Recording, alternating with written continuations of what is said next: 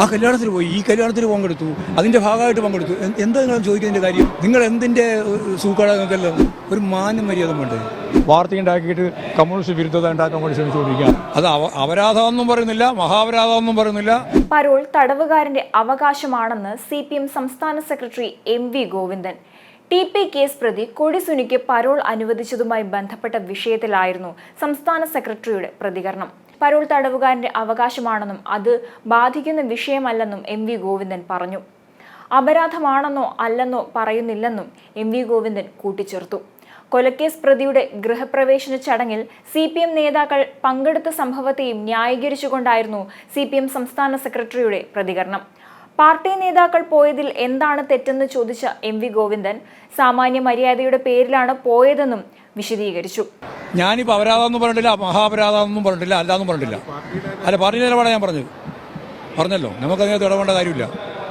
അത് അപരാധമൊന്നും പറയുന്നില്ല, മഹാപരാധമൊന്നും പറയുന്നില്ല, ഒന്നും അതിനെപ്പറ്റി ഇപ്പം കമൻറ്റിൻ്റെ മുമ്പിൽ നമ്മളില്ല. കാരണം കൃത്യമായിട്ട് നിലപാട് സ്വീകരിച്ചു പോകും.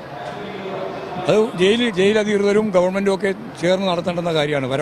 പരോളിൻ്റെ ഭാഗമായിട്ട് കിട്ടേണ്ടുന്ന കാര്യങ്ങളല്ല. പരോളെല്ലാം തടവുകാരൻ്റെ അവകാശമാണ്. അത് ഏതെങ്കിലും രീതിയിൽ ഇല്ലായ്മ ചെയ്യേണ്ട കാര്യമൊന്നുമില്ല. അത്രയേ ഉള്ളൂ കാര്യം. അതൊക്കെ സാമാന്യ മര്യാദയില്ലെന്ന്. ഏതെങ്കിലും നാട്ടിലൊരു കുടിയിൽ കഴിക്കുമ്പോൾ ആ കുടിയിൽ കഴിക്കുമ്പോൾ അത് ഇന്നാൾ പ്രതിയാണ്, മറ്റേ ഇന്നാൾ കോൺഗ്രസ്സാണ്, മാർക്സിസ്റ്റാണ്, BJP നോക്കിയില്ല പോലും.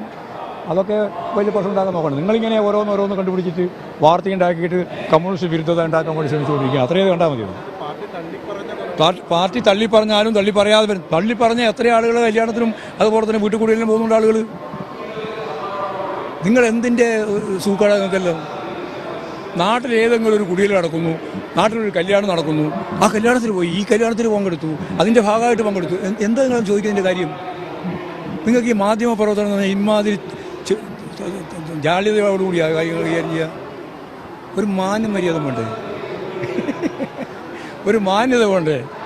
ചോദ്യത്തിനും അതുപോലെ തന്നെ കാര്യങ്ങൾ അവതരിപ്പിക്കുമ്പോഴും നാട്ടിൽ എന്തെല്ലാം പരിപാടികൾ നടക്കുന്നുണ്ട് ഇല്ലേ? ആ നടക്കുന്ന പരിപാടികളെല്ലാം സൗകര്യത്തിനനുസരിച്ച് ആളുകൾ പങ്കെടുക്കുന്നുണ്ട്, പങ്കെടുക്കാതിരിക്കുകയും ചെയ്യുന്നുണ്ട്.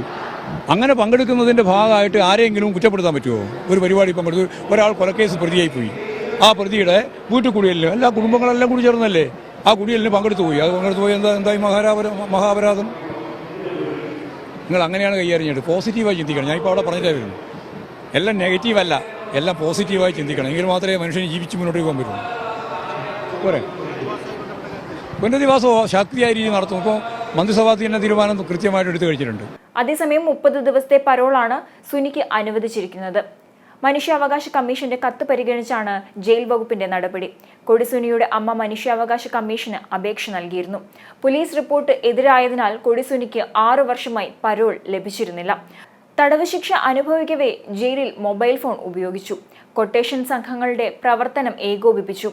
ജയിൽ ഉദ്യോഗസ്ഥരെ മർദ്ദിച്ചു തുടങ്ങിയ കേസുകളിൽ പ്രതിയായതിനെ തുടർന്നാണ് സുനിക്ക് പരോൾ നൽകാതിരുന്നത്.